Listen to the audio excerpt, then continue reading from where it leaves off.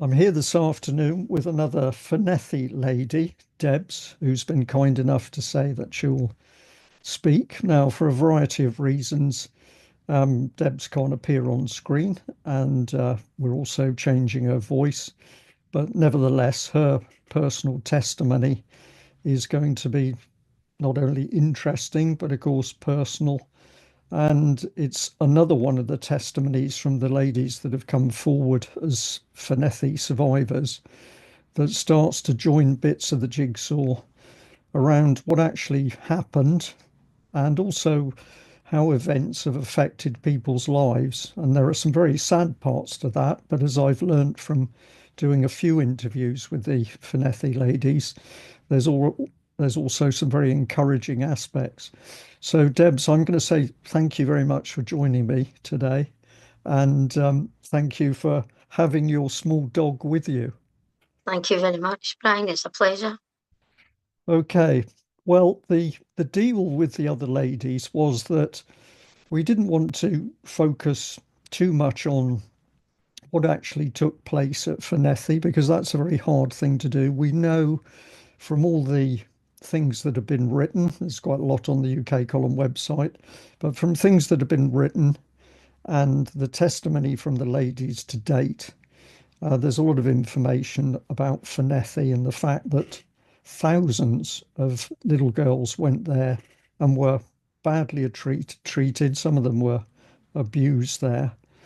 But the other thing that many people just don't appreciate is how events all those years ago to small children ultimately make major changes to their lives as they grow up and become adults. So I'm going to say, Debs, it's really over to you where we start. Um, but we met when we were speaking to some other ladies in a little group about how things were progressing in 2025. So why don't we try starting there? What's happening around the Fenethy case this year, 2025? Well, there's not very much I can say with regards to the case, except that it's a live one. And hopefully, maybe by the end of the year, we'll have some sort of justice in place.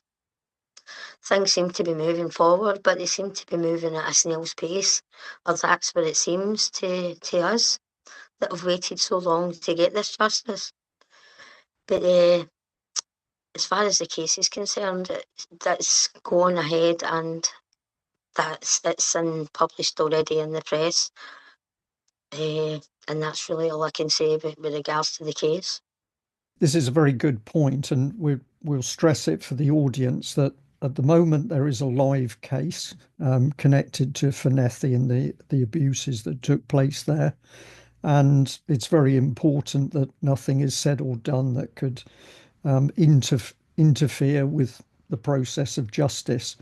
And so there are a number of things that we can't discuss this afternoon, but there's a lot that we can discuss. How did you first discover that there were other survivors from Fenethy that were beginning to speak out, or perhaps you were one of the early ones?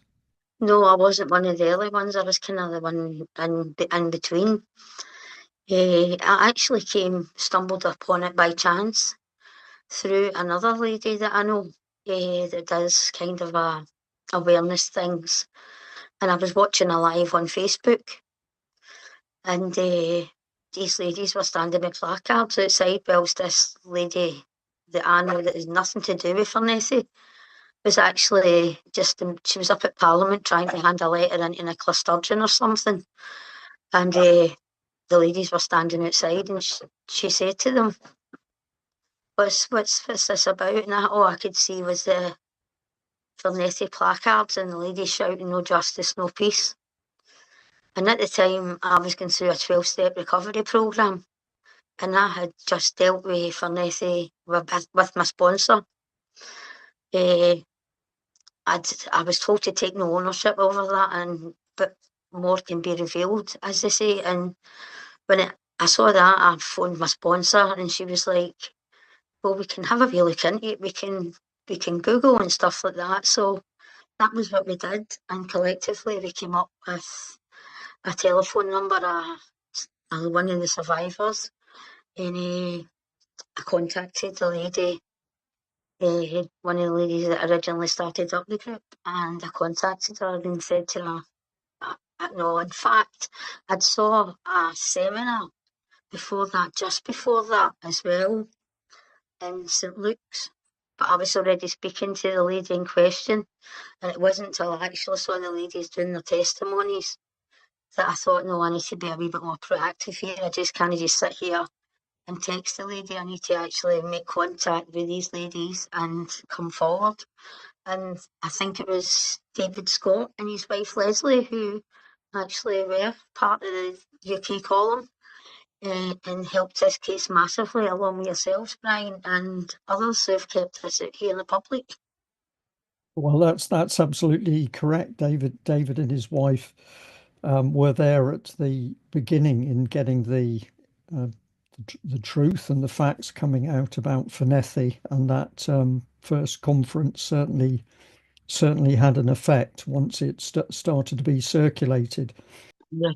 This is all very personal stuff with all the ladies, so you say what you want to and don't tell us what you feel you need to keep personal. But just to explain a little bit of background, when you talk about a sponsor, are you talking about somebody who'd been effectively helping in a counselling capacity? Yes, but I'm on a 12-step recovery programme in AA and NA. I had addictions my whole life after Fornethy, and I'll get into that a bit more when I start to tell the story about that, Brian. But I was on a 12-step recovery programme working it with a sponsor who I still speak to today. And it was like during COVID. I've been a long time sober, but my life wasn't changing. So I had to look inwardly at myself, and that was when I started to say to myself all these things that have happened in my life, what's been prevalent. Has it been drink? Has it been drugs? Has it been this? Has it been that? And I started to look at myself, and what was prevalent was any situation that I managed to get myself into over the years, drink or drugs were there. So you take away the drink and the drugs, but I had changed I stopped drinking, but I hadn't changed my thinking. So I went into AA and I went in with my ears wide open because I wanted to change, but I just didn't know how to do it. And this lady gave me the key to the door, and I opened the door and I started on a journey. Right. Well done. That journey's led you some interesting places, and we're having this conversation today. And one of the things that you said to me when we were just chatting together a bit earlier was that you were pleased to see that every time Fenthy was mentioned, there were other women coming forward. And I think you said to me that another two had come forward recently. Just overnight. Right. It's like I know these people are there because they've made contact with me on social media, and then they just sit in the background, and then maybe do a live, or we put out a video, or we put out one of the ladies' pictures or something on social media, and it just resonates with them, and they identify with it, and they hit my inbox. Yeah. So, Debs, how did you feel when you first discovered the conference, and then you saw the ladies protesting effectively? When you realised that was connected to Fenthy, how did that make you feel? It kind of validated what I was saying, because when I mentioned Fornethy to anyone except my grandparents and my aunts and uncles, my mum would just say to me, if you don't stop like that, repeating these kind of things about these, you're going to get into more bother. So it seemed like my mum was just a very young mum. She had two kids, but married, and separated by the age of 19. So she had 2 wee kids, and my dad he was just a young boy as well. But they married, and I was born in the East End of Glasgow. I was brought up in Easterhouse, and I went to East Hall Primary School in Easterhouse. That was my first primary school. And I didn't know until recently that I thought 5, couldn't be, but I found out recently through a relative that I had been sent, I'd been sent for first at Fornethy at the age of 6, which I can't remember anything really much about, because I found in my medical records that a sexual assault had happened on me as a youngster, and that had maybe flagged me with the welfare department, which is i.e. the social work now. And my mum, being a young mum, my gran and my granda actually moved in with us to help bring me and my brother up. And then I went to school. I must have come home from anything, crying and stuff like that. And my gran was like, "You're not going back. She'll not go back there. You know, don't send her back there." That my gran. I remember my granny saying, "You're not going back." But my mum was kind of a disappearing in and out. But my granny and granda were always there to bring me and my brother up when my mum was doing what she was doing. Did you just go to Fenthy once, or did you go more than once? I've been 3 times. Once at the age of 6. That would have been 1974. It was one of my aunties that's just told me recently. And I didn't start school till I was 5.5. It was normal kids. Maybe some kids start at 4.5. Just depends when your birthday falls. Right. But I was only 5.5. So as soon as I went into primary schools, it seems like these authorities were maybe reaching out to my mum saying, Debs needs some sort of maybe help with this carry on, which happened to her as a wee kid. But recently as well, Brian, I found in my medical records that I was given amitriptyline in liquid form for several years by a GP. And giving these kind of toxins to kids isn't good, because it starts on exposing children, especially 3-year-olds, right up to they were 6 or 7, I don't know. Amitriptyline. It was clear that when I first went into Fornethy, I went into Fornethy with a prescription that would knock anybody clean cold out, which is why my memory's so sketchy around that first time. But I can clarify that I was there in December 1976, because we were only supposed to be there for 6 weeks, but we got snowed in, one of the worst winters on record, and we were snowed in for 11 weeks. And it wasn't until I attended my first meeting over in the Motherwell hub with other ladies. We were just sitting discussing what year we'd went and resonating with one another. And I mentioned this in Fornethy in 1976. I didn't even know about 76, 77. I couldn't get it. And this lady, two seats down from me, went, "I was there that year as well." She went, "I was there for 11 weeks. So I was like, wow, wow.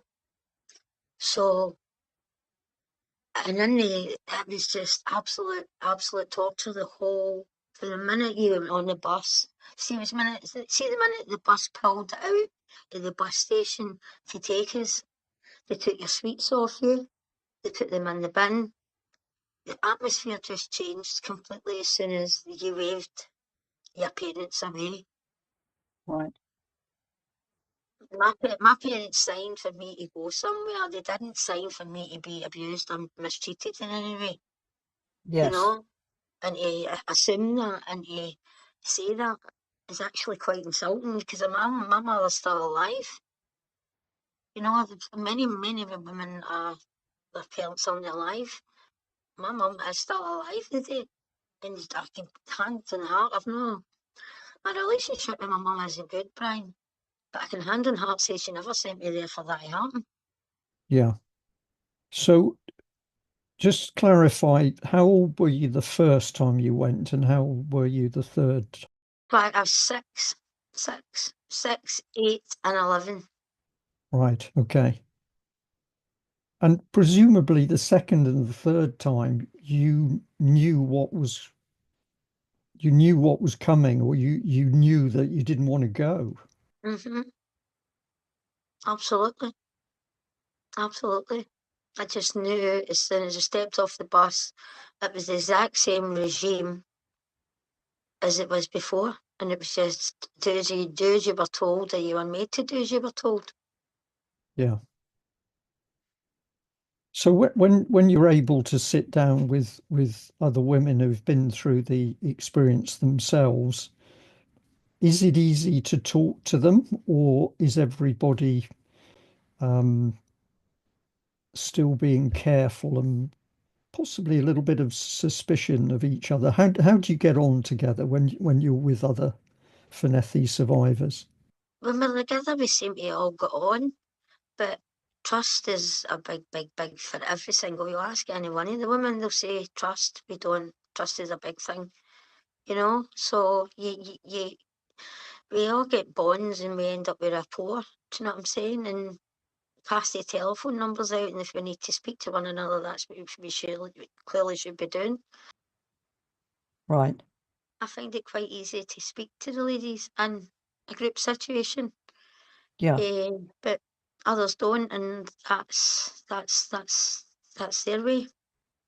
Maybe they're just quiet, and that's the way they are. But I find it quite easy to do that. Yeah.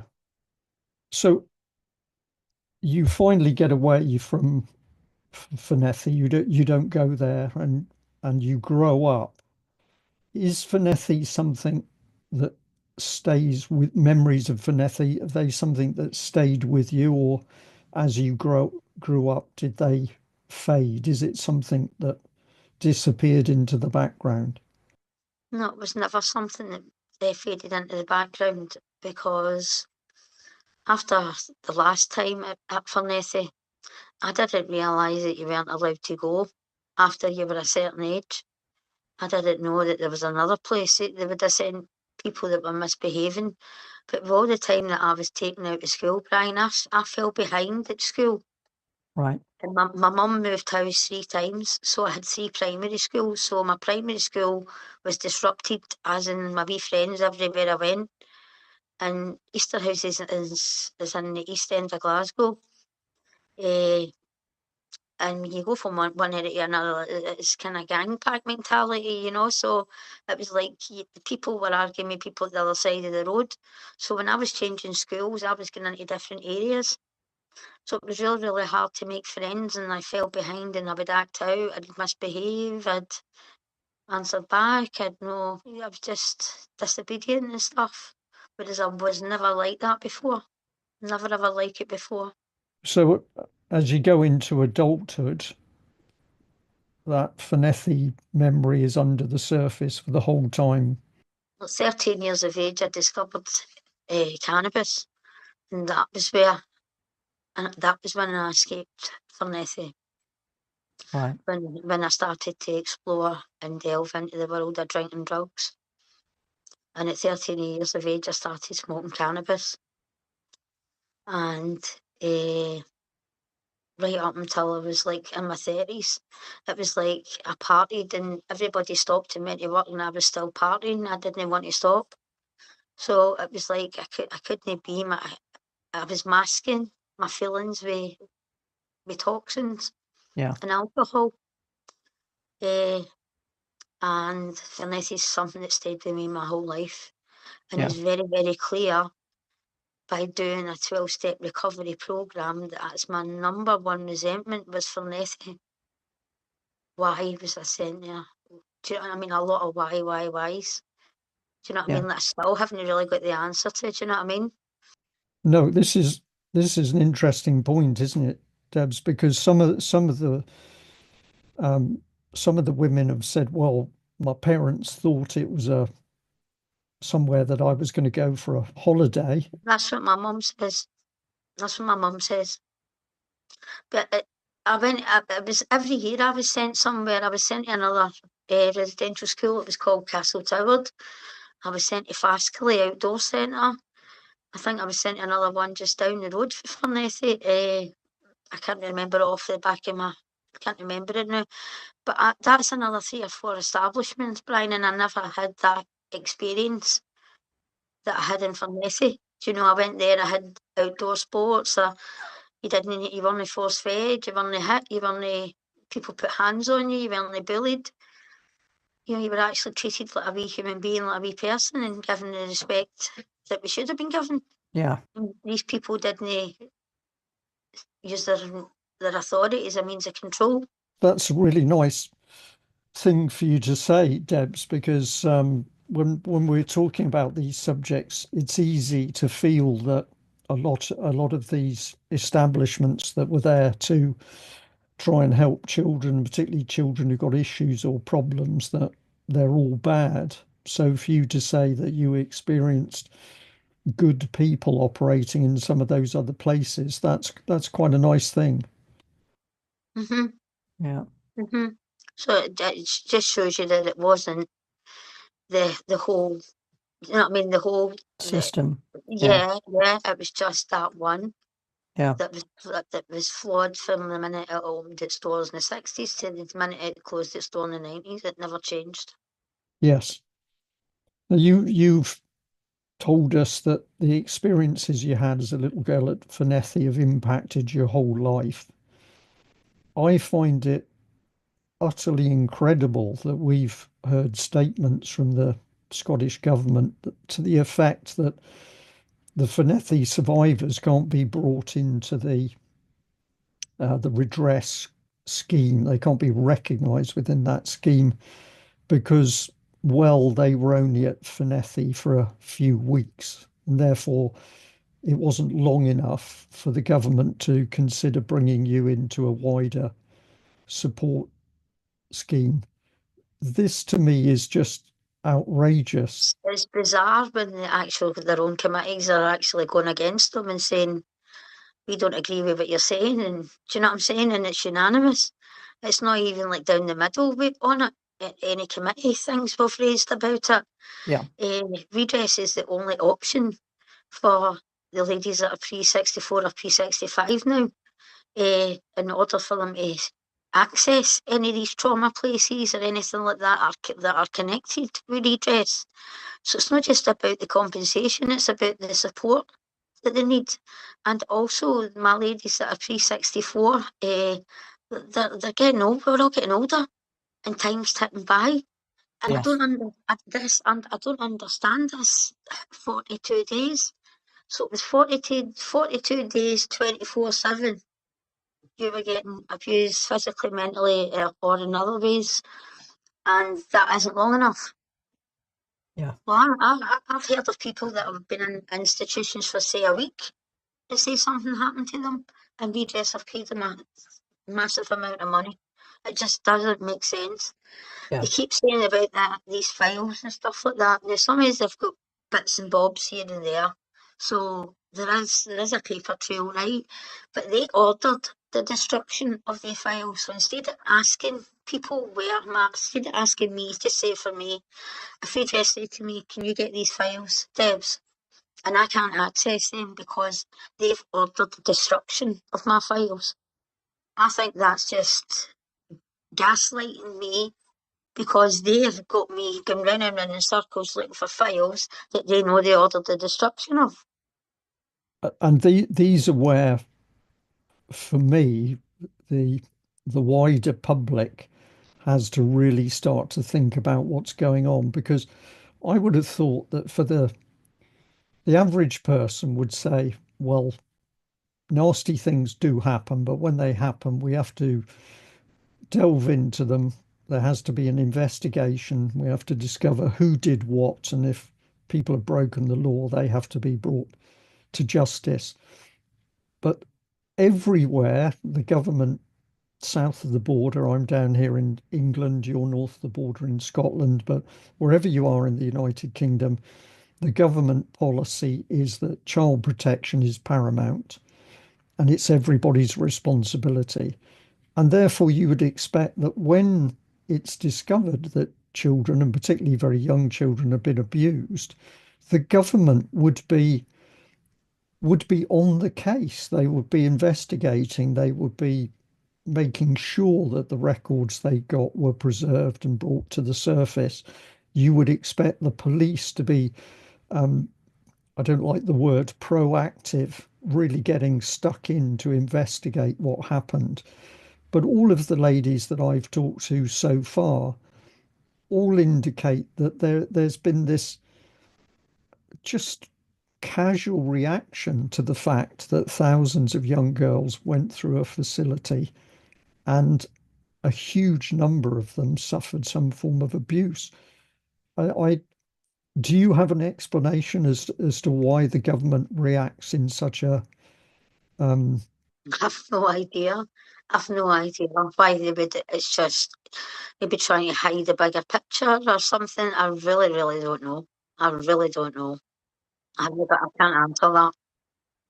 That blows my mind as well, Brian, because I'm like, how can you be and say that you're all of these things and do nothing? Like you say, there's no action.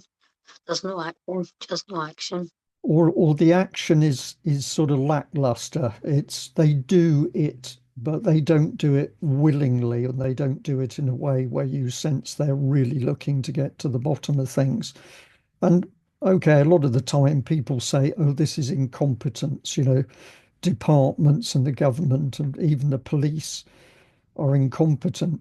But when you see it on the scale of Fornethy, I'm afraid my common sense brain says we're looking at people that don't want the truth to come to the surface.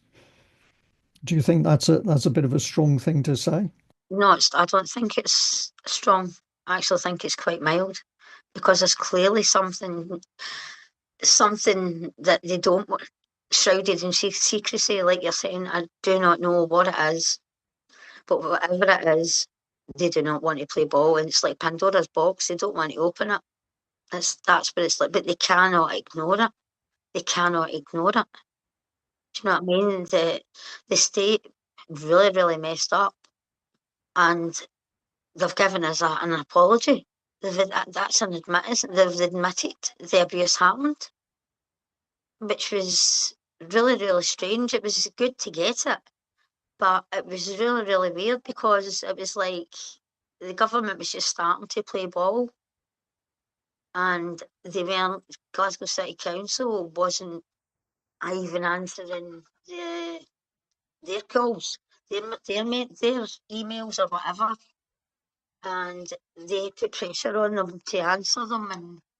And 2 days later, after a visit to Parliament, they said that they acknowledged the abuse that happened in Fornethy and they apologised.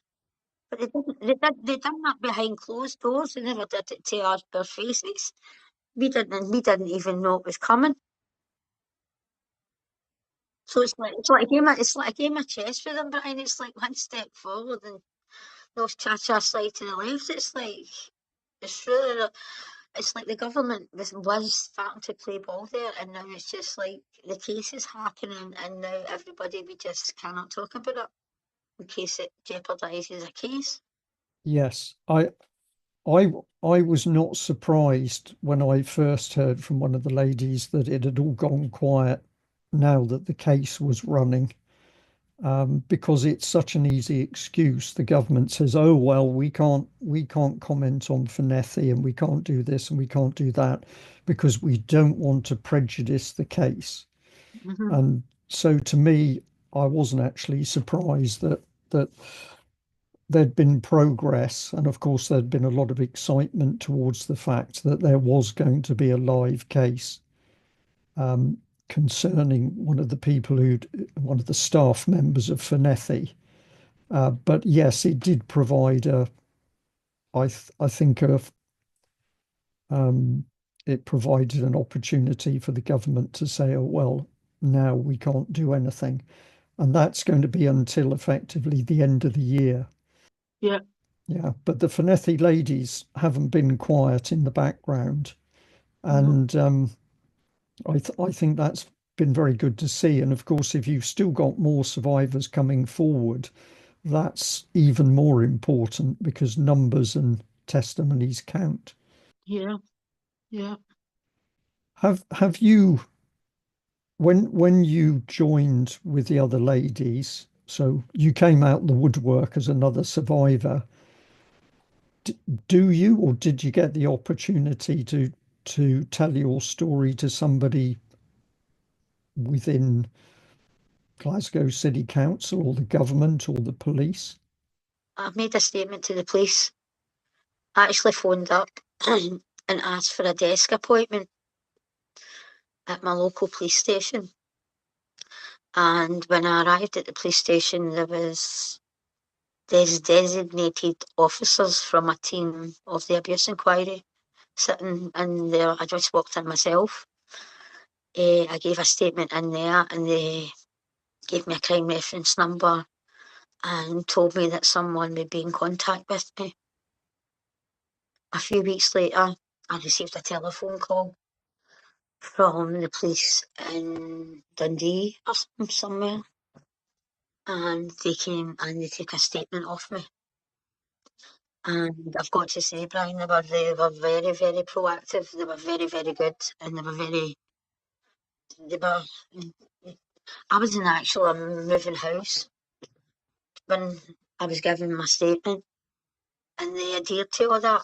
They were coming in, and I was packing boxes and stuff like that, and about them, and it was all about the. I was okay. You know what I mean? They were wanting to make sure I was okay, and they were very genteel. And I adjured that anybody coming forward that that's how they'll be treated if they go through the right channels and do it the right way. That's who it is they'll deal with. They'll deal with somebody that actually know what you're talking about. That's very encouraging, Debs, actually. And I think you're the first lady that's actually said to me um, that the experience you had with the police was a good one. That's very interesting. And what did they say would happen as a result of what you told them and presumably what other ladies had told them?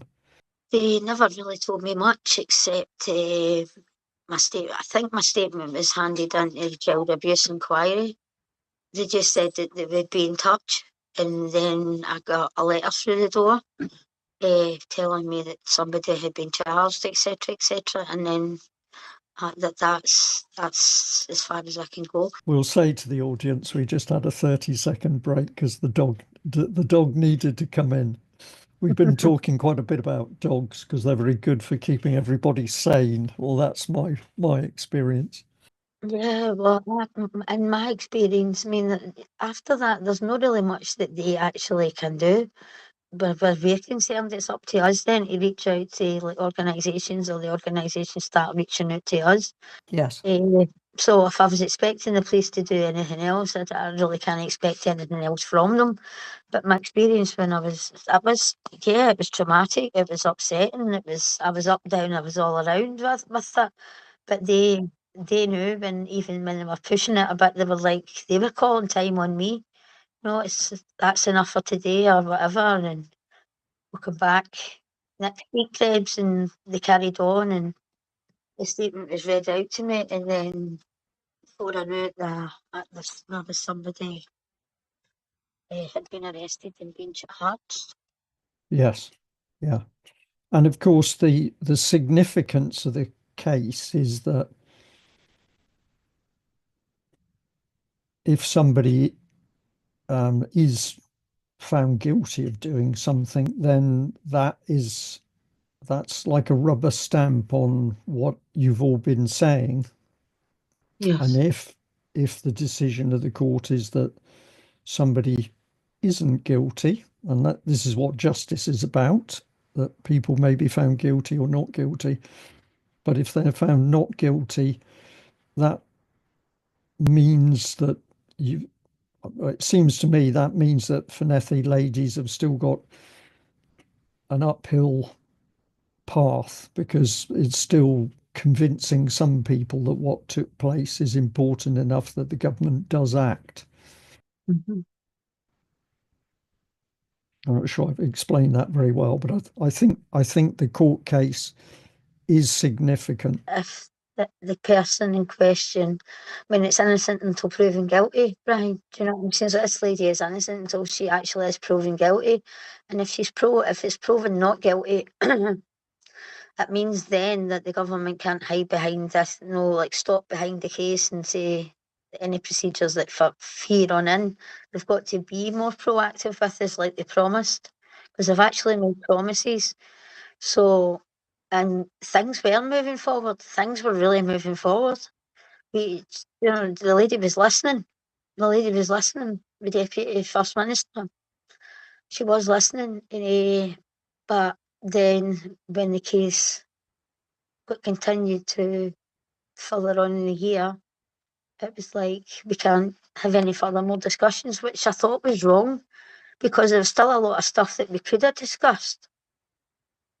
No, and just said no discussion of that, but we still need to deal with this issue. My issue was where is the counselling? Where is these helplines? Where is a designated helpline set up for Fornethy?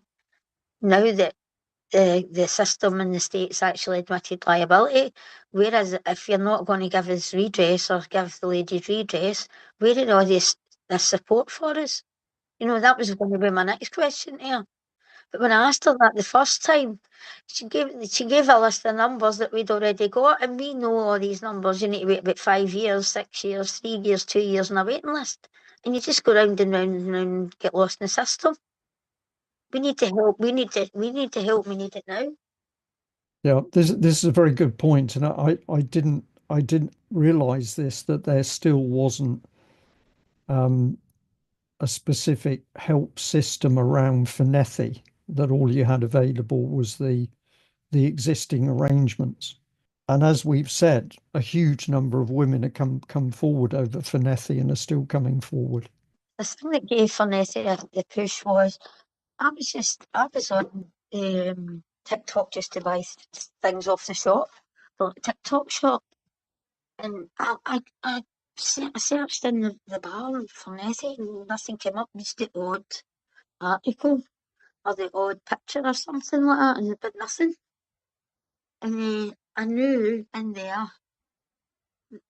clearly there was a gap that could have been plugged, and I started a channel up with a couple of the ladies, and yourselves just donated a lot of, I think it was a couple of £1,000, and with that money, a campaign was set up, a billboard campaign through Glasgow and round about, and the amount of women that came forward for that was phenomenal.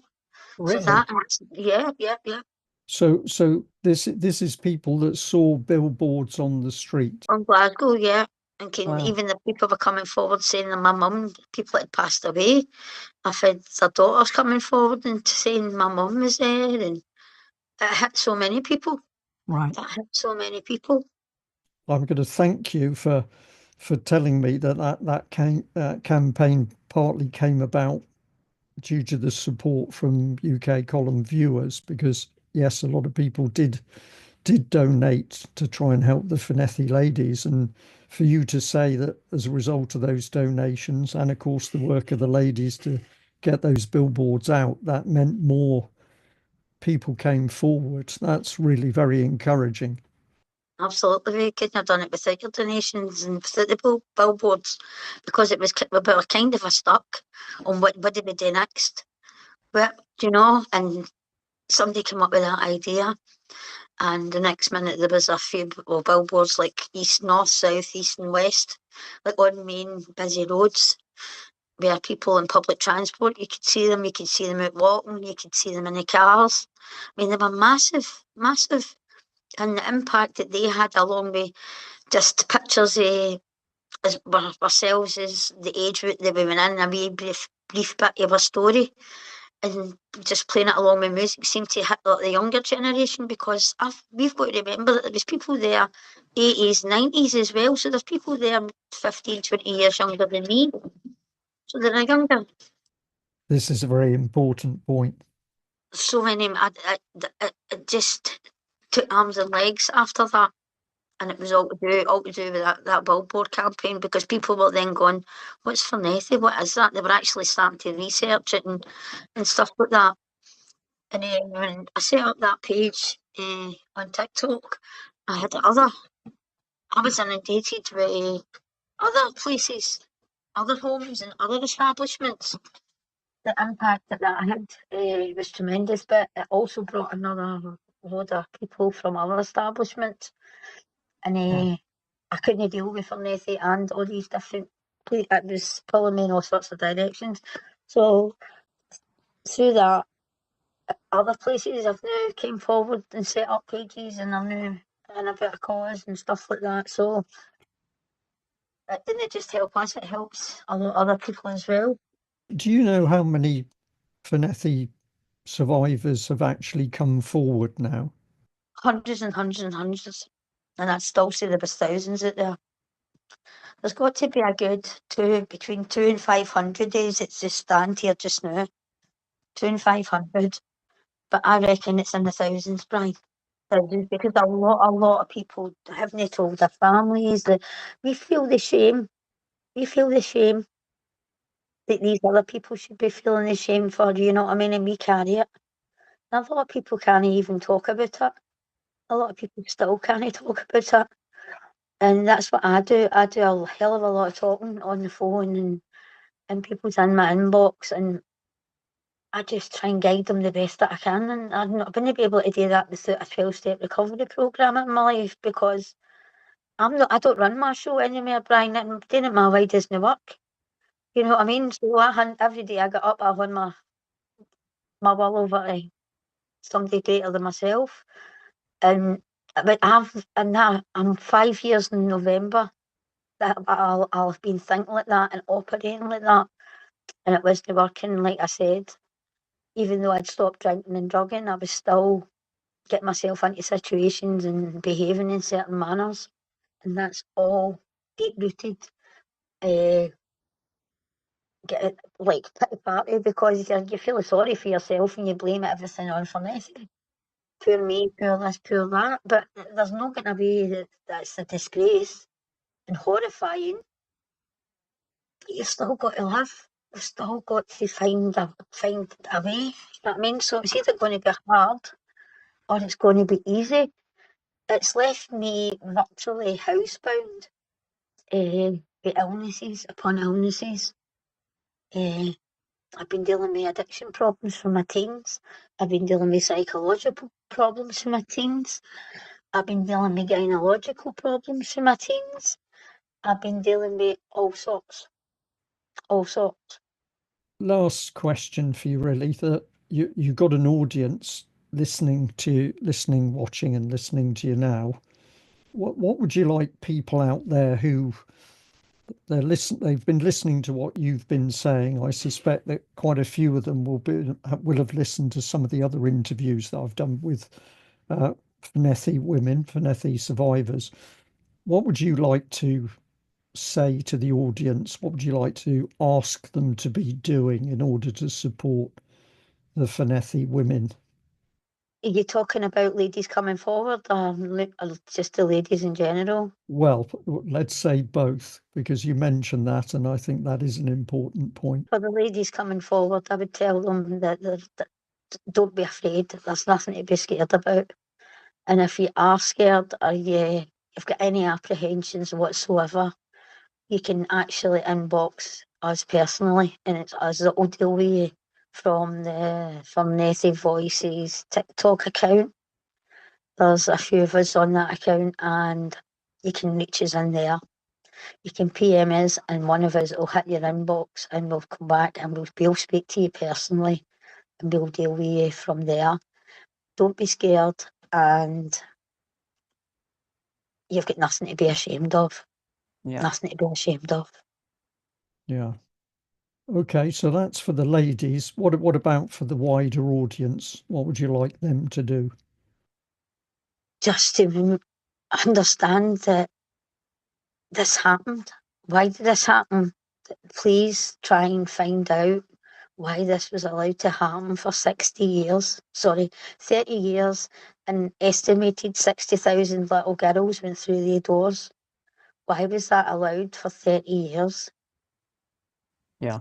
Just why was it allowed? And hold tight to all the ladies of Fornethy, hold tight, because we're going to get answers.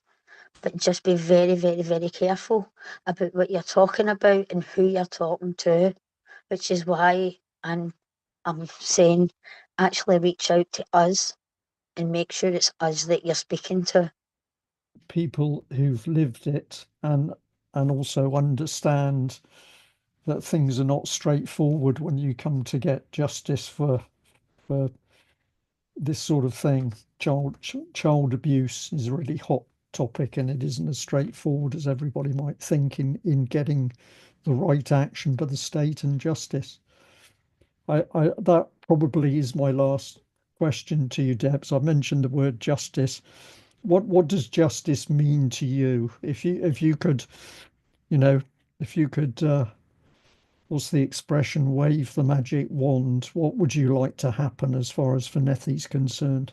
I would like to have every single one of them still have been alive, and every one of them standing in the dock, and every one of them held accountable. That's what I would really, really want, because that's my answer to that. That there should be a lot more standing in the dock. Do you know what I'm saying? Along with this Yes. person, but just to hold tight, and we will get answers this year. We will get answers this year. Great. Debs, let's leave it there. I'm going to Thank say you. thank you very much, because I know always talking about these things is difficult. But the catch-22 is that if people don't talk about their experiences, how does the wider public know? So it takes women like yourself to have the courage to speak out in order that we can inform other people and make them understand, that what they often read in the press as a sort of, it's a little story, isn't it, that something took place at a. My story is a lot bigger than what I've actually spoken about just now, Brian. And when I get the chance to, and when I can, with no legalities or anything hanging over my head, I will give you the full story about my full story. But for legal reasons, I can't tell you any more than what I already have. But I've just let the ladies know, anybody coming forward, that you are not alone. You are not alone. Do you know what I mean? And you don't need to carry this on your own. Do you know what I'm saying? You don't need to carry it on your own. You can do it quiet. Your family don't even need to know. Do you know what I'm saying? You can come forward and still try and get justice, or try and get you the help and the support that we so badly need. The money that they should be funding into some sort of, like we say, set up helpline. Why is that not been? I mean, that could have been implemented, Brian. Do you know what I mean? With the lack of input for government, it's just like, put it down. We'll deal with that in like a year's time. Do you know what I'm saying? But in the meantime, these resources cannot be accessed. But we can give that, whilst we can nurture it, try and help you and guide you as much as we can. We end up, because nobody knows Fornethy more than us. Do you know what I'm saying? Yeah, yeah. Debs, that's excellent. Thank you very much for talking to me. Had a lot of courage for you to go into the police station. It's actually a lot of courage to speak out personally on very personal matters. So I'm going to say thank you very much for that.